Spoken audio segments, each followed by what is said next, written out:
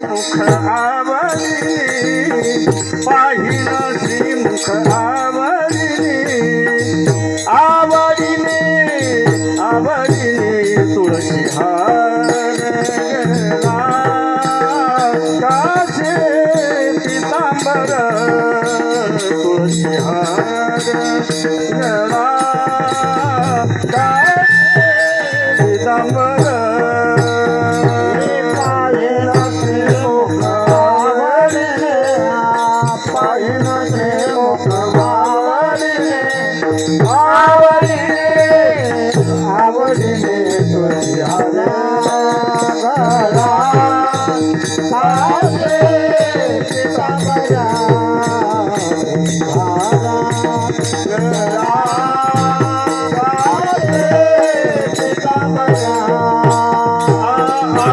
निरंतर हेची ध्यान आवडे निरंतर हेची ध्यान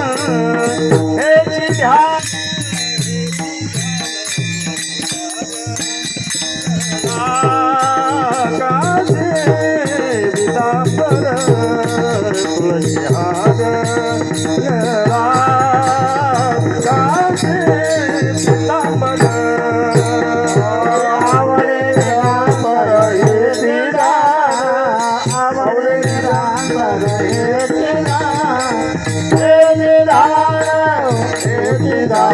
तुळशी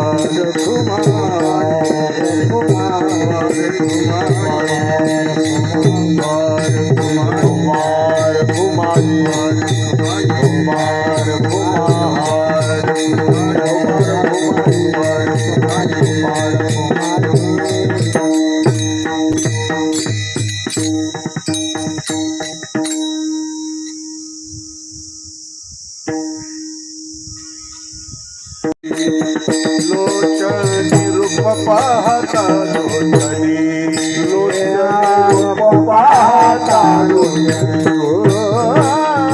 रूप पाहता सुख झाले वो साजनी सुख झाले वो साजनी तुहा विठ्ठल बरवा तुहा विठ्ठल बरवा सुख झाले वो साजने सुख झाले वो साजनिया विठ्ठल तुहा विठ्ठल तुहा माधव बरवा तुहा माधव बरवा बरवा तुहा विठ्ठल बरवा तुहा माधवा परवा तुहा माधवा परवा विठ्ठल बरवा हे तुहा विठ्ठल बरवा हे बहुत सुकृताची जोडी जोडी बहुत सुकृताची जोडी हे बहुत सुकृताची जोडी बहुत सुकृताची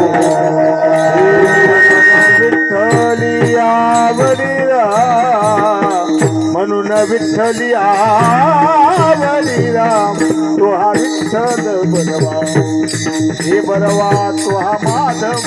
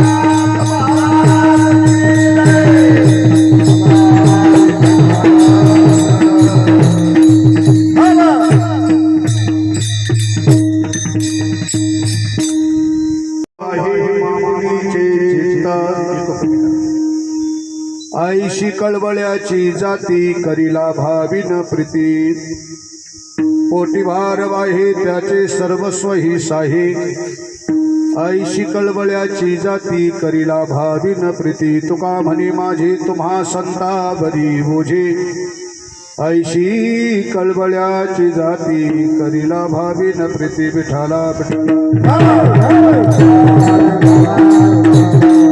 समचरण सरोजम सन्नडीला बुदाबम जगरणीत पाणी मंडनम मंडनानाम तरुण तुलसी माला कंदरम कैजनेत्रम सदैधबलहसं विठ्ठलं चिंतयामि नमो विठ्ठला राजया पांडुरंगा नमो रुक्मिणी माबुली ज्ञानगंगा नमो पुंडलिका नमो चंद्रभागा नमस्कार माझा श्री रुक्मिणी पांडुरंगा वचनायिका कमलापती माझी रंगाची विनंती कर त्वरित वाटे तारे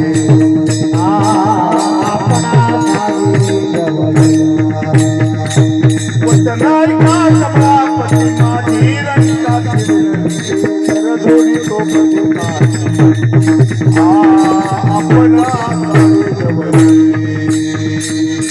महायोग्य साधो प्रतिष्ठा निवासी स्मरा एकनाथ पदी मुक्त राशी जयाचे ग्रही कृष्णजी कार्य करता नमस्कार माझा सद्गुरु एकनाथा नमो सद्गुरु तुकया ज्ञानदीपा नमो सद्गुरु सच्चिदानंद रूपा नमो सद्गुरु भक्त कल्याण मूर्ती नमो सद्गुरु भास्करा पूर्ण कीर्ती म्हणूनच लेकुराचे हित वाहे मामुलीचे चित्त आईशी कळवळ्याची जाती करीला भाविन प्रीती प्रस्तुत प्राप्त स्थळी प्राप्त प्रसंगी कीर्तनरूपी सेवेसाठी निवडलेला अभंग अजून थोडा संत श्रेष्ठ श्रीमान जगद्गुरु जगतवंदनीय श्रीमान श्री जगद्गुरु तुकाराम महाराज यांच्या गाथ्यातील कायिक वाचिक मानसिक 3 प्रकारच्या तपाचं यथार्थ वर्णन सांगणारा असा 4 कडव्याचा अभंग चिंतनासाठी निवडलेला आहे. विठ्ठला विठ्ठला सेवेला सुरुवात करण्यापूर्वी संप्रदायाच्या दंडकाप्रमाणे थोडासा परिहार देणं अगत्याचं आहे. आज आपण ज्यांच्या प्रथम पुण्यस्मरणाच्या निमित्ताने उपस्थित आहात आदरणीय पूजनीय वंदनीय मातोश्री यमुनाबाई त्र्यंबक पातकळ यांच्या प्रथम पुण्यस्मरणाच्या निमित्ताने आज गणेश हरिचंद्र गोरे व समस्त असणारा गोरे परिवार पातकळ परिवार या परिवाराच्या माध्यमातून आज मातोश्रींच्या प्रथम पुण्यस्मरणाच्या निमित्ताने विधिपूर्वक अशा प्रकारचं जे दान करावं लागतं त्याचं नाव पिंडदान. या पिंडदान विधीला अनुसरून दुसरं दान आहे, त्याचं नाव अन्नदान. आणि मानवी जीवनातलं सर्वात उच्च श्रेष्ठ दान, त्याचं नाव ज्ञानदान. म्हणून कीर्तन सेवेचं आयोजन. विठाला विठाला. कीर्तन सेवेसाठी चापडगावतील असणारं भजनी मंडळ, ओरखेडचं भजनी मंडळ उपस्थित आहेत, वाडगावचं भजनी मंडळ उपस्थित आहे, मृदंग वादक, पेटी मास्तर सर्वजण या ठिकाणी मंडळी उपस्थित आहे. सर्वांचा प्रतिनिधी म्हणून अगदी थोडक्यात आपल्याला असणारा एक 15-20 मिनिटं म्हणा, अर्ध्या तासात सेवा या ठिकाणी संपन्न करायची. विठाला विठाला.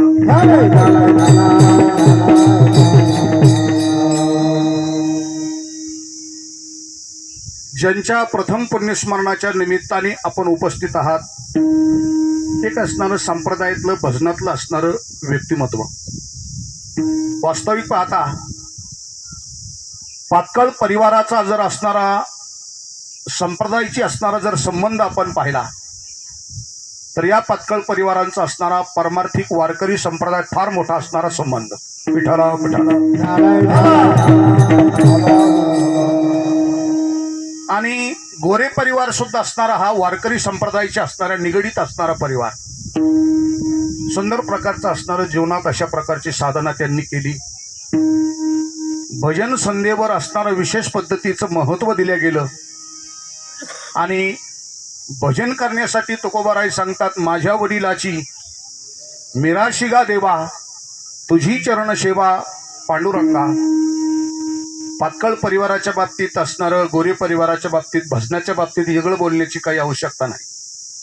कारण नुसत्या वरखेडपुरतं नव्हे, तर या परिसराला भजन शिकवणारं व्यक्तिमत्व या पातकळाच्या असणाऱ्या कुटुंबात एक असणारं व्यक्तिमत्व होऊन गेलं, आदरणीय दीपाजी पाटील पातकळ.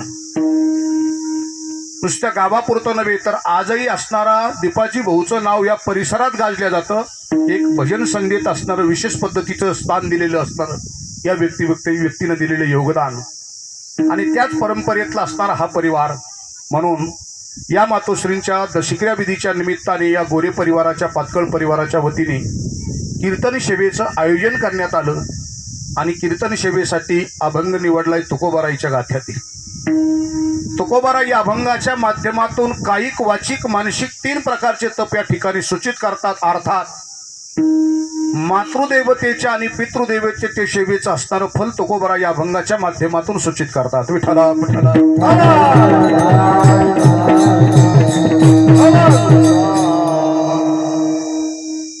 या विधीच्या बाबतीत खूप तर्क कुतर्क असणारे समाजात सध्या चालू आहेत. काही माणसाचं असणारं तर्क, दशक्रियापासून तर्क सुरू केलेत माणसाने. दशक्रिया नाही घातली तर, जिवंतपणीच घातली तर, नाही घातली तर काय होईल, काही गोष्टीला उत्तर नसतं. काय होईल या गोष्टीला असणारं उत्तर नसतं महाराज. बरेचसे मंडळी याच्यावर असणार बोलतात, दशक्रिया घालण्याची आवश्यकताच नाही. समाजाची रीत अशी ठरलेली आहे महाराज, छत्रपती शिवाजी महाराज जन्माला आले पाहिजेत, पण नक्की असणार दुसऱ्याच्या घरात आले पाहिजे. हा महत्वाचा मुद्दा आहे. दशक्रिया घालायची नाही माणसं समाजात बोलतात, पण मी या मताचा माणूस आहे, ज्यांना घालायचे नाही त्यांनी स्वतःपासून ते सुरुवात केलं पाहिजे. विठाला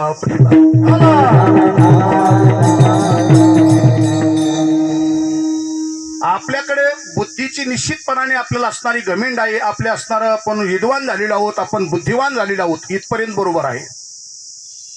पण बुद्धिवान माणसांनी, बाकी असणाऱ्या सामान्य माणसांनी लिहिलेले जे ग्रंथ असतात, सामान्य माणसांनी लिहिलेली असणारी पुस्तकं असतात, सामान्य माणसांनी लिहिलेल्या कादंबऱ्या असतात, या बाबतीत डोकं लावायचं काम केलं पाहिजे माणसाने.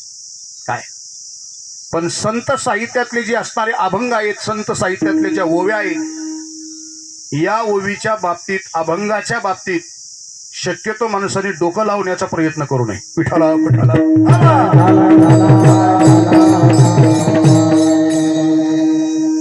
कारण उच्च असणारे अभ्यासक माणसं सुद्धा तुकोबाराईच्या गाथ्यासमोर नतमस्तक होतात. तुकोबाराईच्या गाथ्याचा अभ्यास करत असताना सर्व अंगाने ज्या भाषेला व्याकरण लागू होतं त्याला मराठी असं म्हणतात. काय सर्व अंगाने व्याकरण ज्या भाषेला लागू होतं तिचं नाव मराठी आहे. आणि व्याकरणाचा आणि जिचा फारसा काही असणारा संबंध येत नाही ज्ञानेश्वर महाराज, तिला इंग्रजी असं म्हणतात. काय इंग्रजी भाषेला व्याकरण असलं काय नसलं काय चालतं बरं का. तुम्ही पहा, डॉन्की शब्दाचा जर प्रयोग आपण पाहिला, डॉन्की डॉन्की म्हणजे गाढव. डॉन्की म्हणत असताना गाढवाला डॉन्की म्हणतात आणि गाढवाच्या पत्नीला काय म्हणतात, डॉन्कीच म्हणावं लागेल का नाही.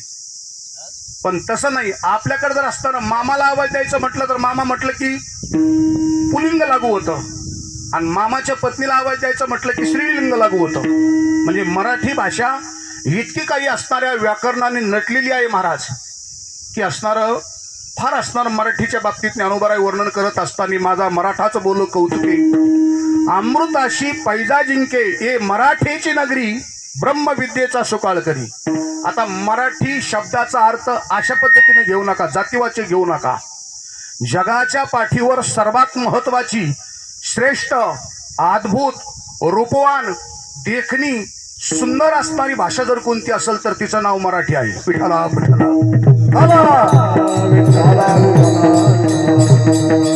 आता इथे सगळे इंग्रजी शिकणारे माणसं, शिकलेले माणसं आहेत. इंग्रजी शिकणाऱ्या मुलांना किंवा शिक्षकांना जर आपण विचारलं का हो इंग्रजी भाषेचे मूळाक्षर किती आहेत,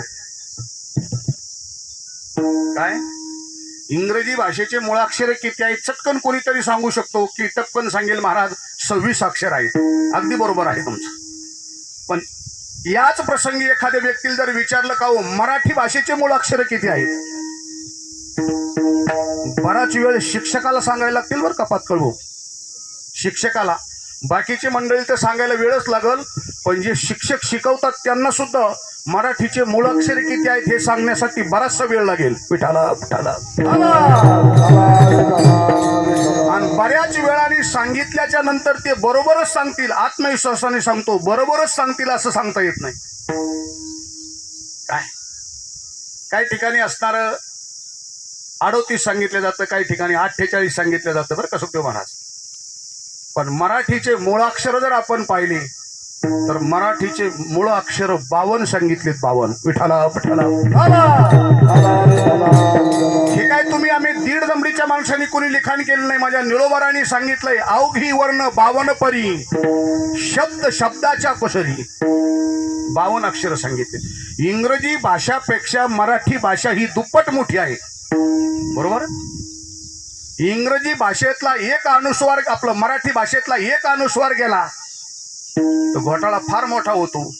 तसं इंग्रजीत अनुस्वार गेला काय, काना गेला काय, तसं काही फरक पडत. तुम्ही बघा मेडिकलमध्ये आपल्याला असणारी चिठ्ठी लिहून देत असताना त्यांची असणारी ती लिपी वेगळीच असते महाराज. समोर एक अक्षर असतं आणि शेवटचं एक अक्षर असतं, मधलं त्या मेडिकलवाल्याने ओळखून घ्यायचं असतं. बरोबर की नाही. पण हाच प्रकार जर मराठीसाठी एखाद्या व्यक्तीने केला, मराठीसाठी जर एका माणसाने असणारा हा प्रयोग केला तर चालेल का हो? अहो मराठीचं नुसतं अनुस्वार गेला तरी मोठा घोटाळा होतो. जानेवारी महिना होता संक्रांतीचा, एका बाईचं नाव कुंती होतं. कुंती नाव होतं आणि हळदी कुंकाचा असणारा टाइम असल्यामुळं शेजारच्या बाईने त्या बाईला आवाज दिला, पण कुंती नावावरचा नुसता अनुस्वार काढला ना आवाज दिला. शेजारच्या बाईला आवाज दिला पण फक्त अनुस्वार काढला आणि अनुस्वार न उच्चारता आवाज दिला. कुंती नाव होतं पण नुसता अनुस्वार असताना बाजूला केल्याच्या नंतर तिचं नाव काय झालं असेल हो? कुत्ती. बरोबर आहे की नाही मामा? बरोबर आहे.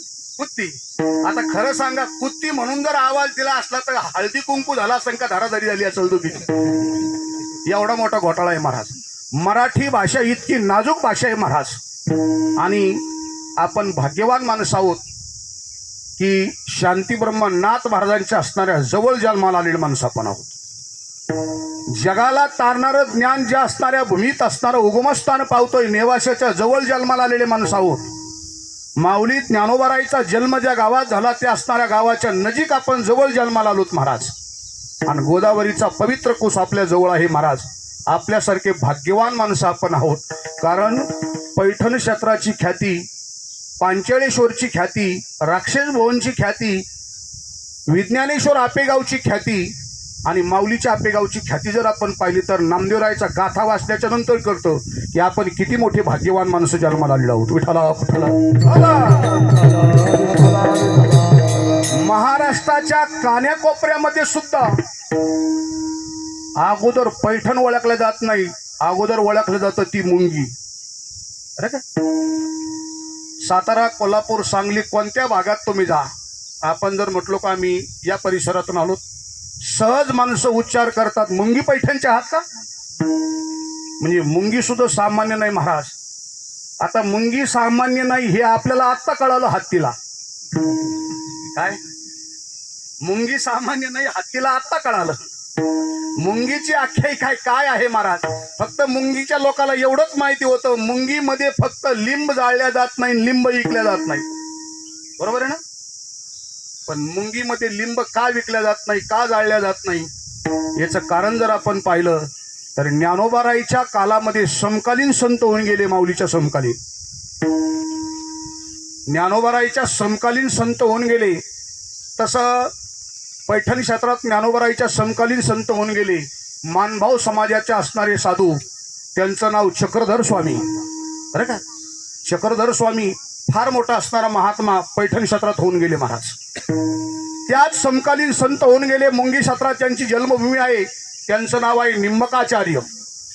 निंबकाचार्यांचं जन्मस्थान मुंगी आहे महाराज, गोदावरीचं तीर्थ. पण हे मुंगीच्याच लोकांना माहिती नव्हतं. पण राजस्थानच्या परिसरात लिंबकाचार्यांनी ते कार्य फार मोठं केलं त्या परिसरात. आणि एवढं कार्य ज्या महात्म्याने केलं त्या महात्म्याच्या जन्मभूमीचा शोध त्यांच्या चरित्रात लागला. त्यांना सापडलं मुंगी गाव. आणि मग नेटवर टाकलं त्यांनी. आणि कशा पद्धतीने ते संशोधन करत करत असणारं मुंगी क्षेत्रात येऊन पोहोचले. म्हणून आता हे 30-40 वर्षात ती निंबकाचार्यांचं तिथं मंदिर झालं. विठाला पठाला. आपण खऱ्या अर्थाने भाग्यवान माणसं आहोत. आणि शास्त्राने आपल्यासाठी काही जबाबदाऱ्या दिलेल्या आहेत, नैतिकता दिलेली आहे, आपल्यावर असणाऱ्या काही जबाबदाऱ्या दिलेल्या आहेत. 4 आश्रमाच्या जबाबदाऱ्या स्वतंत्र सांगितल्यात महाराज. ब्रह्मचारी आश्रमाची जबाबदारी स्वतंत्र आहे, ग्रस्त आश्रमाची जबाबदारी स्वतंत्र आहे, वानप्रस्थ आश्रमाची जबाबदारी स्वतंत्र आहे आणि ग्रस्त आश्रमाची जबाबदारी स्वतंत्र आहे. विठाला ब्रह्मचारी आश्रमाची जबाबदारी सांगत असताना तुकोबाराई गाथ्यात सांगतात, ब्रह्मचारी धर्म घोकावी अक्षरी, घोकावी अक्षरी, आश्रमी विचारे षटकर्मी, वानप्रस्थ तरी संयोगी विवेक, संन्यास तो त्याग संकल्पाचा. ब्रह्मचारी आश्रमात माणसाने विद्या संपादित करावी, अभ्यास करावा. चला, वानप्रस्थ आश्रमात माणसाने संयोगी विवेक राहावं, म्हणजे जबाबदारी संपल्याच्या नंतर बाजूला व्हावं. संन्यास आश्रमात जीवनात त्याग असावा, म्हणजे कोणत्या आश्रमात काय कमवायचं ही सूचना केली. पण राहिला शेवट तो ग्रस्त आश्रम. ग्रस्त आश्रमात काय कमवलं पाहिजे याचं उत्तर तुकोबाराय सांगत असताना, प्रत्येक प्रपंच करणाऱ्या माणसानी, ग्रस्त आश्रमात जीवन जगणाऱ्या माणसानी, प्रत्येकाला शास्त्राने परवानगी दिली त्या माणसानी धन कमवलं पाहिजे. विठाला पठाला. धन कमवत असताना तुकोबारांनी पुन्हा इशारा केलाय, जोडून या धन उत्तम व्यवहारे, उरास विचारे वेच करी, उत्तमची गती तो एक पावेल, उत्तम भोगीन जीव खाली. संपत्ती कमवण्याची परवानगी आपल्याला दिली आणि कमवलेल्या संपत्तीत विभाजन कसं कसं करायचंय. कारण कमवलेली संपत्ती ही आपली एकट्याची नसती, तिच्यात वाटे असतात अनेकाची. आणि कमवलेल्या संपत्तीत वाटे असतात ही गोष्ट आपल्या पूर्वजांनी सांगितली आपल्याला. पूर्वीच्या काळात पैसे कमी असायचे, बरं का. पैसे कमी असायचे याचा अर्थ धान्य जास्त असायचे असंही नाही, पण पैसे कमी असायचे. पण तरी सुद्धा आपले पूर्वज, आपले वडील, आपले आजोबा प्रत्येकाला असणारं खळ्यावर वाटून द्यायचे महाराज. खळं झालं की प्रत्येक जाती धर्माला तिथंच मूठ पासा वाटायचे महाराज. आणि राहिलेलं असणारं कुटुंबासाठी वापर करायचे. जाऊ द्या, म्हणजे माझा महत्वाचा मुद्दा एक आहे की कमवलेल्या संपत्तीत प्रत्येकाचा वाटा आहे हा शास्त्राचा सिद्धांत आहे. कोणाकोणाचा वाटा आहे या कमवलेल्या संपत्तीत? पहिला वाटा आहे तो धर्माचा, दुसरा साधू संताचा, तिसरा ब्राह्मणाचा, चौथा वाटा असणारा मुलीबाळीचा आहे, पाचवा वाटा अतिथी वर्गाचा आहे. अतिथी शब्दाचा अर्थ आहे जे तुम्हाला सांगून येत नाही, आमंत्रण करून येत नाहीत, अवचित प्रसंगी येतात त्याचं नाव अतिथी. कुठल्या प्रकारची तिथी न सांगता येतात त्यांचं नाव अतिथी. कारण त्यांना सुद्धा ज्या काळात आलेत, नाश्त्याचा टाईम असेल नाश्ता घालणं जबाबदारी आपली, जेवण्याचा टाईम असेल जेवण घालणं जबाबदारी आपली, मुक्कामाची वेळ असेल तर मुक्कामासाठी सुद्धा जागा देणं जबाबदारी आपली. अतिथी शब्दाचा अर्थ आहे कधीच सांगून येत नव्हतो, त्यांचा वाटा असतो. आणि चौथा महत्त्वाचा वाटा असतो तो आपल्या पूर्वजांचा, आपल्या जन्मदात्यांचा, ज्यांच्याशी आपला असणारा संबंध आहे त्यांचा वाटा असतो. आता ग्रस्त आश्रमी माणसावर जबाबदारी किती आहे? सगळ्या आश्रमातला श्रेष्ठ आश्रम, उच्च आश्रम, अद्भुत आश्रम कोणता असेल तर त्या आश्रमाचं नाव आहे ग्रस्त आश्रम. आता ग्रस्त आश्रमाला धन्यवाद दिलाय. धन्य ते संसारी ओळखीला हरी, धन्य तो संसारी, धन्य ते संसारी दयावंत जे अंतरी. शास्त्रकार वर्णन करता स्वानंदम सदरम सुताश सुदियो कांतामृत भाषेनी समित्रम सदरम सयोस तीर्थी आज्ञा परशिवका आतिथ्यम शिवपूजनम मिष्टान्नम पानम गृहम साधू संगम उपासते सततम धन्यो ग्रस्त आश्रमा. एक नंबरचा आश्रम ग्रस्त आश्रम सांगितलाय. पण याच्यावर जबाबदाऱ्या सुद्धा मोठ्या दिल्यात महाराज. किती जबाबदाऱ्या दिल्यात? कोणाकोणाला सांभाळण्याच्या जबाबदाऱ्या दिल्यात ग्रस्त आश्रमावर. जबाबदारी पहिली दिली महाराज, आपल्या जन्मदात्यांची असणारी सेवेची जबाबदारी ग्रस्त आश्रमी माणसावर आहे. ब्रह्मचार्यांनी सेवा केली काय नाही केली काय, संन्याशांनी केली काय नाही केली काय, वानप्रस्थाकून जरी कदाचित काही चूक झाली तरी माफ होतं. पण ग्रस्त आश्रमींना कधीच माफ करत नाही. आईवडिलाची सेवा दवडता जर आपण बाकी कोणते साधनं केले तरी. म्हणजे आईवडिलाची सेवा करण्याची जबाबदारी ग्रस्त आश्रमावर. दुसरा महत्त्वाचा मुद्दा, बहिणीच्या रक्षणाची जबाबदारी ग्रस्त आश्रमावर, आत्याला सांभाळण्याची जबाबदारी ग्रस्त आश्रमावर. अजून महत्त्वाचा मुद्दा सांगतो, मावशीला सुद्धा कोणी नसेल तर सांभाळण्याची जबाबदारी, तिचं सर्व असणाऱ्या क्रिया कर्म करण्याची जबाबदारी ग्रस्त आश्रमी माणसावर. आणि याच्यापेक्षा पुढचा महत्त्वाचा मुद्दा सांगतो ज्ञानेश्वर महाराज, सासरवाडीचे सांभाळायची सुद्धा जबाबदारी आपल्यावर आहे. हसू नका तुम्ही, तुम्हाला हसत काय पिठाला पिठाला.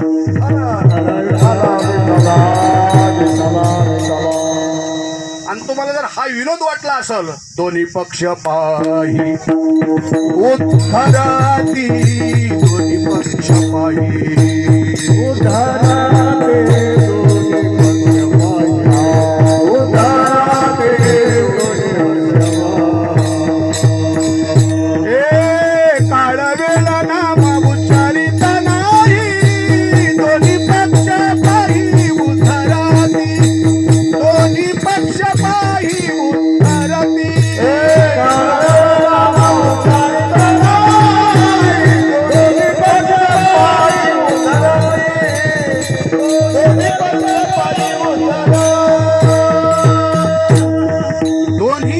पाही उद्धरती या शब्दाचा अर्थ आहे श्री वर्गात एवढी ताकद सांगितली महाराज.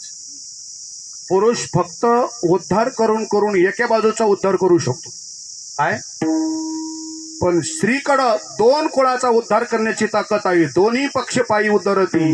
आई वडिलाचा उद्धार स्त्री करू शकते आणि सासू सासऱ्याच्याही कुळाचा उद्धार स्त्री करू शकते. म्हणून शास्त्रीय चिंतनामध्ये सौभाग्य नावाचा जो शब्द आलाय, सौभाग्य, सौभाग्य शब्द पुरुषाकडे कधीच येणार नाही. पुरुषाकडे आला तर भाग्यवान येईल, भाग्यशाली येईल, भाग्यवंत येईल. पण सौभाग्य शब्द फक्त स्त्रीकडे येतो. पिठाला पिठाला.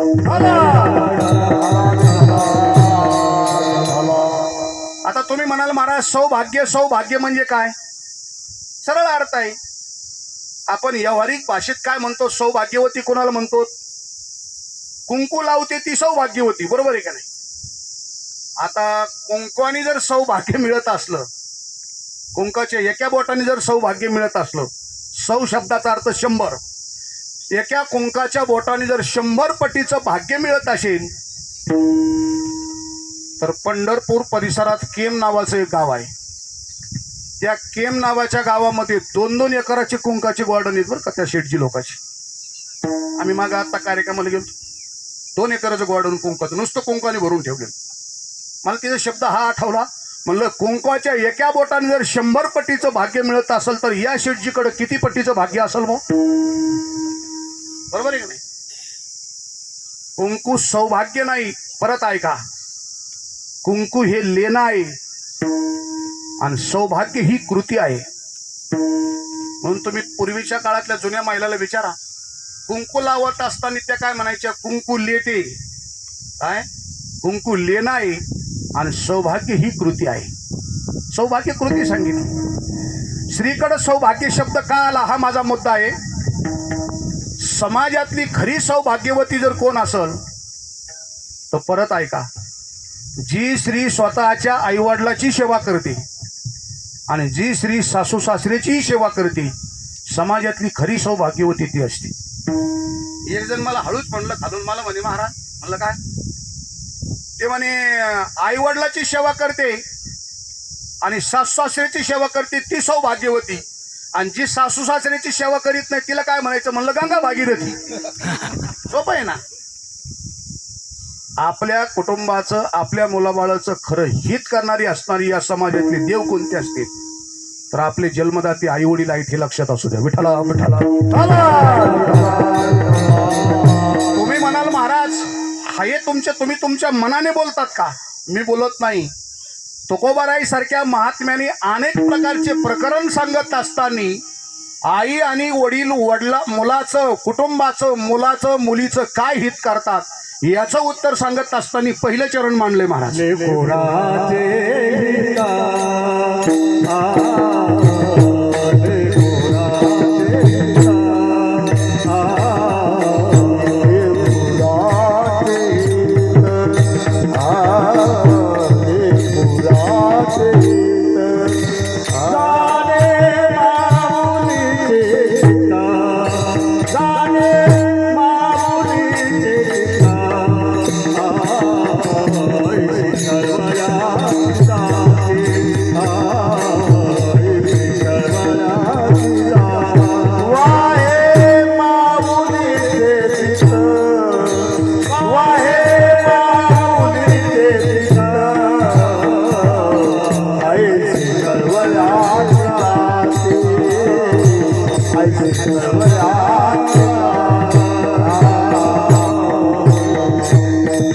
लेकराचे हित तुकोबाराई सूचित करतात. मुलाचं, मुलीचं, कुटुंबाचं, परिवाराचं हित करणारी जात या जगाच्या पाठीवर कोणती असेल तर त्यांचं नाव आहे आई आणि बाप. लेकराचे हित वाहे किंवा जाणे दोन्ही प्रकारचे पाठ आहेत. वाहे हा पाठ पाहिलाय आणि जाणे हा पाठ असताना आता एकदा ह्या 15 वर्षात सुरू झालाय. याचा अर्थ हे चूक कुणाचंच नाही बरं का. दोन्ही पाठ महत्वाचे आहेत. अजून महत्वाचा मुद्दा सांगतो. तुम्ही सर्वजण गाथा पारायण करणारी मंडळी आहात. आपण गाथा पारायण करत असताना आपल्याकडं प्रती आहेत. जास्तीत जास्त असणारा 4092 अभंगाची प्रती आपल्याकडं, बरोबर? 4092. काही अभंग त्याच्यामध्ये आलेले नाहीत. आता उदाहरणार्थ संत चरण रज, लागता सहज, वासनेचे बीज जळून जाई हा अभंग 4092 अभंगाच्या प्रतीत आलेला नाही. असे बरेच अभंग आहेत. पण माझ्याकडे एक 5000 गाथेची 5000 असणाऱ्या अभंगाची नक्कल आहे पूर्वीची, आणि ती नक्कल मी एकदा त्याची चोरून आणलेली. खोटं काय बोलायचं. विठाला विठाला आता लय हसू आलं तुम्हाला. आता खरंच चोरून आणली असं कमी. पाटोद्याचा एक वारकरी होता. पाटोद्याचा तो वारकरी शेवटच्या टप्प्यात होता महाराज. ग्रंथ भरपूर होते त्यांच्याकडं. मी भेटण्यासाठी गेलतो त्यांना, तर ते पाहिलं. मी पाहिल्याच्या नंतर ते म्हणले महाराज एवढे ग्रंथ आहेत, तुम्हाला काय लागत असतील ती घेऊन जा याच्यातली. पण नेमका जी गाथ्याची असणारी नक्कल हातात माझ्या मिळाली ती गाथ्याचं नक्कल असणारी इंग्रज सरकारचं प्रकाशन होतं महाराज. इंग्रज सरकारने तो गाथा प्रकाशित केलेला आहे. इंग्रज सरकारचा कोणीतरी एक अधिकारी, त्या अधिकारीने तो गाथा असणारा प्रकाशित केलेला. आणि तो गाथा इंग्रज सरकारचा शिक्का पाहिला, त्या अधिकाऱ्याचं नाव पाहिलं. म्हणलं मला बाकीचे ग्रंथ नको, माझ्याकडे भरपूर ग्रंथ आहेत, पण एवढा गाथा मला द्या. आता त्याचे पानं असे झोरू झोरू झाले, हात लावू देत नाहीत महाराज. त्याचं मला प्रकाशन करायचे. पण प्रत्येकाकडे दाखवायला गेलो का ते प्रकाशन करणारे माणसं म्हणतात याची भीती वाटते, कोणी ऑब्जेक्शन घेईन, कोणी काही करेल, नसलेलं पुढं जळत घर भाड्याने करायचं. मी म्हणलं प्रकाशन नका करू, फक्त आपल्याला एक प्रत तयार करून द्या, कारण कागद इतका झोरोझोरो झालाय. त्या अभंगात इंग्रज सरकारने तुकोबराईचे 5,000 अभंग प्रकाशित केलं त्या काळात. आणि त्याच्यामध्ये सुद्धा वाहेच असणार सापडतंय, वाहे माऊलीचे चित्त. आता त्याच्यानंतर कराडकर महाराजांची मालिका वगैरे आली, त्याच्यात असणार बराचसा काही हे झाला, जाऊ दे, बदल झाला. महत्वाचा मुद्दा, लेकराचे हित, वाहे किंवा जाणे माऊलीचे चित्त, आईशी कळवळ्याची जाती किंवा याती करी लाभावी न प्रीती. विठाला विठाला. मुलाचं मुलीचं परिवाराचं हित करणारी जात या जगाच्या पाठीवर आई आणि बाप आहे. आणि किती हित करतात ते सांगण्याची वेगळी आवश्यकता नाही, वेगळी गरज नाही. तुकोबराय सांगतात, निस्वार्थपणाने करतात अभंगाचं दुसरं चरण.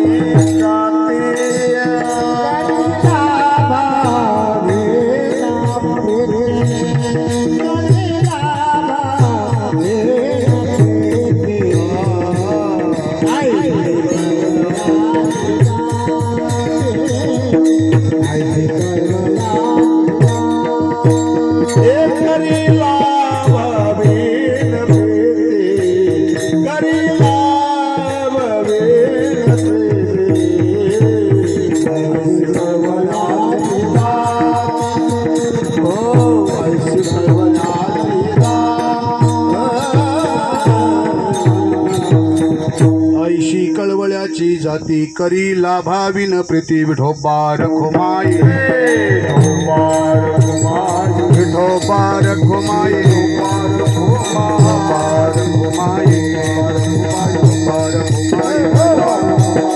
मोठी भारवाही त्याचे सर्व सोयी साही. तुका म्हणे माझे तुम्हा संतावरी बोझे. ऐशी कळवळ्याची जाती करीला भाविन प्रीती. ज्ञानेश्वरा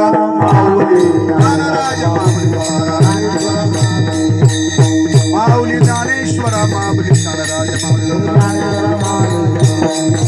लेकुराचे हित वाहे माऊलीचे चित्त.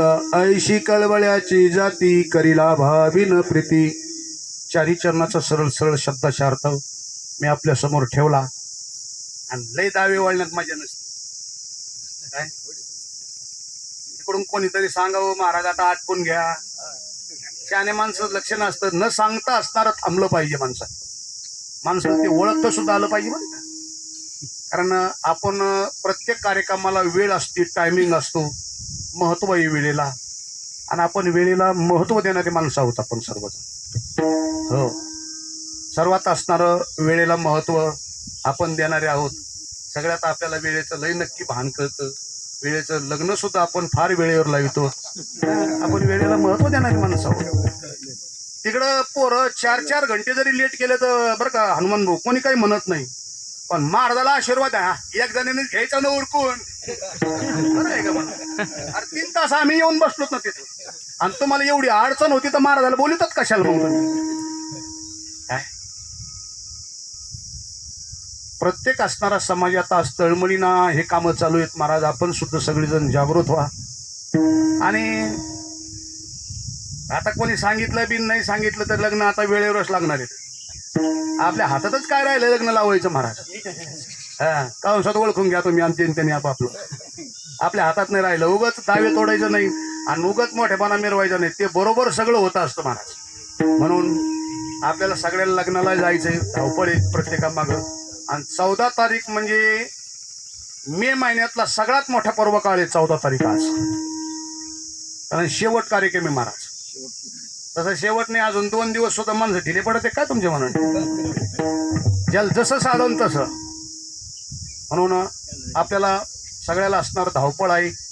आणि 12 वाजेपर्यंत हा कार्यक्रम ठीक असतो. जास्तीत जास्त पुढं जाणं योग्य नसतं. कार्यक्रमाला थोडासा असणारा वेळ जरी झाला असेल, पण तरी सुद्धा 2 मिनिटं आपले घेतो. तुकोबराईच्या भाषेमध्ये लावणी मृदंग श्रुती टाळ घोष. आता बरेच जण गणेशला म्हणतो ते प्रवचनच करू, आमकच करू. ठीक आहे, प्रवचन असतं, करावंच लागतं प्रवचन. जिथं काहीच घडत नाही तिथं प्रवचन केलं तरी योग्य ठरतं. पण टाळ मृदंग आणि विणा हे असे वाद्य आहेत महाराज. टाळ मृदंग आणि विणा आपल्या राहत्या घरातले दोष समाप्त करण्याची ताकद, जागेतले दोष घालवण्याची ताकद टाळ मृदंग आणि विणेत असते. म्हणून शहाणे माणसं वर्षातून एक वेळेस तरी घरात भजन करतात ना. आपल्या ज्या घरात आपण राहतोत ना त्या घरात वर्षाच्या काठी एखादं भजन केलं पाहिजे, दोष समाप्त होतात. बाकीचे कुटणी करण्याची गरज नाही. आमका नागमार नारांबली करा, तमका कुटणी करा, त्याच्यापेक्षा हे लई सोपं आहे महाराज.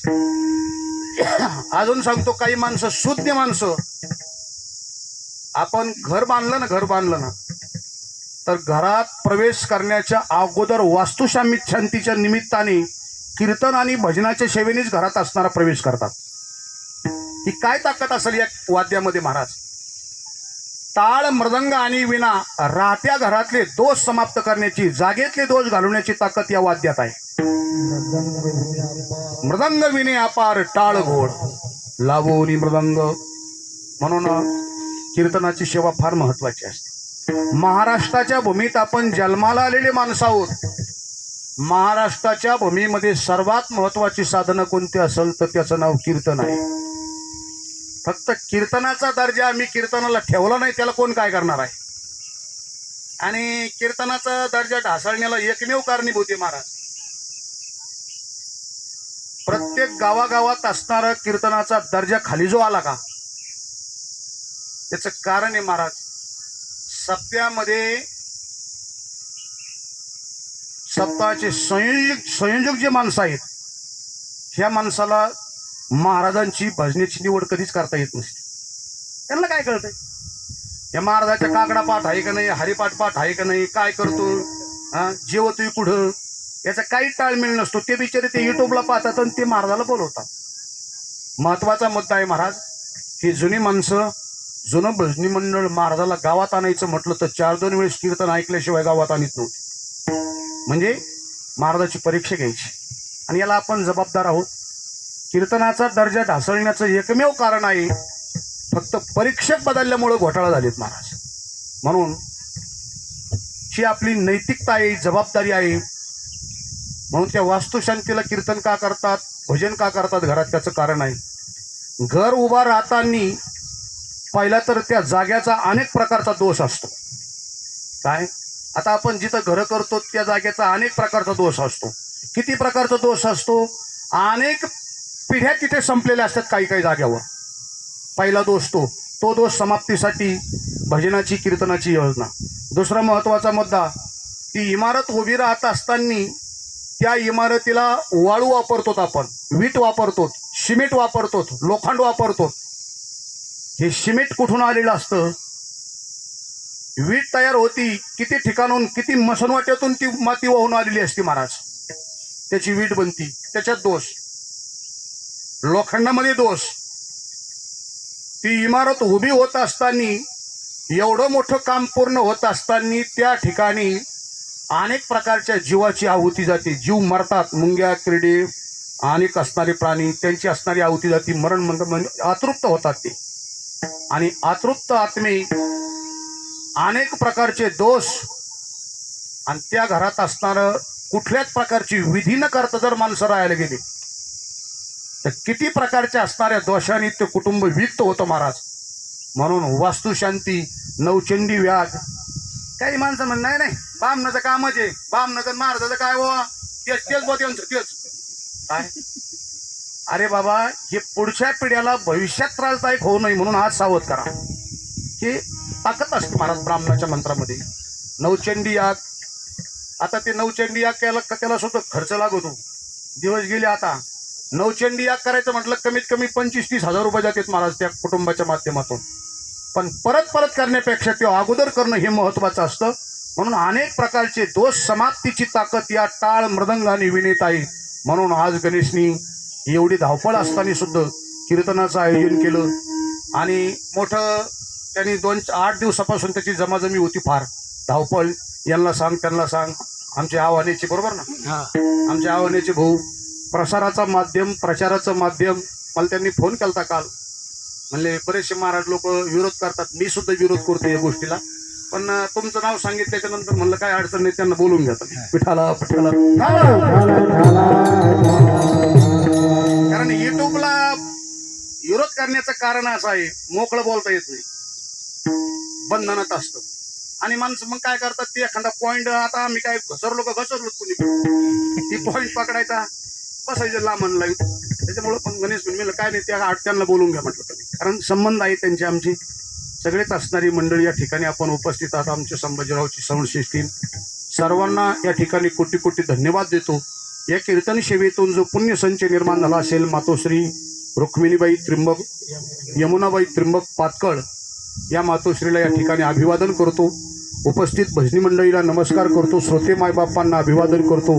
आणि या कीर्तन सेवेतून जो पुण्यसंचय निर्माण झाला असेल, या गोरे परिवाराचा प्रतिनिधी म्हणून, पातकळ परिवाराचा प्रतिनिधी म्हणून भगवान पांडुरंगाच्या चरणी प्रार्थना करतो. हे भगवान, या मातोश्रींनी या परिवाराला आशीर्वाद देऊ, या परिवाराच्या जीवनात संतती संपत्ती आरोग्य ऐश्वर्य प्राप्त हो, असा उपस्थित मंडळीचा प्रतिनिधी म्हणून भगवत चरणी प्रार्थना करतो.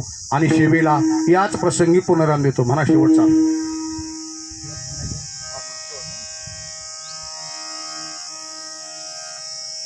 तुका म्हणे माझे, तुका म्हणे माझे,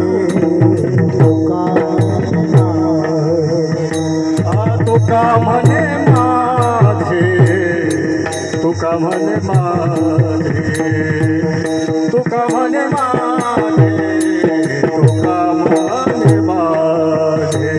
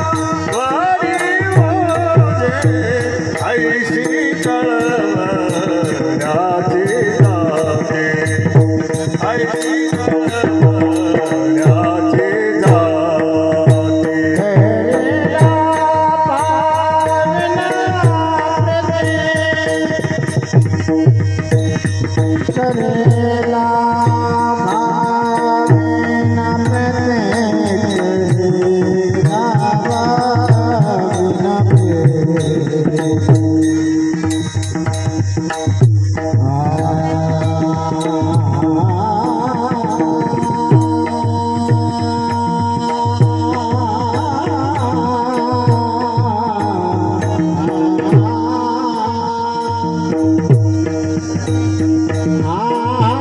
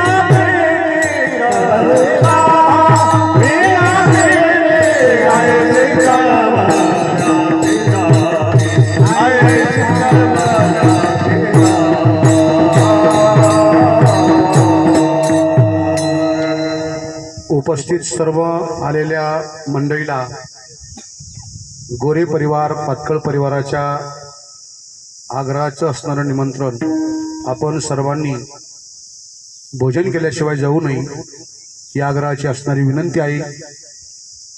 काशी करून आलेले यांना सुद्धा मग सांगतो बरं तुम्ही ते म्हणते ना आमचं काही सांगितलं नाही बाबा काशीवर काशी करून आलेले अविद्या करून आले सगळ्यांनी प्रसाद घेऊन जावं ही गोरे परिवाराच्या वतीने आग्रहाची विनंती आहे.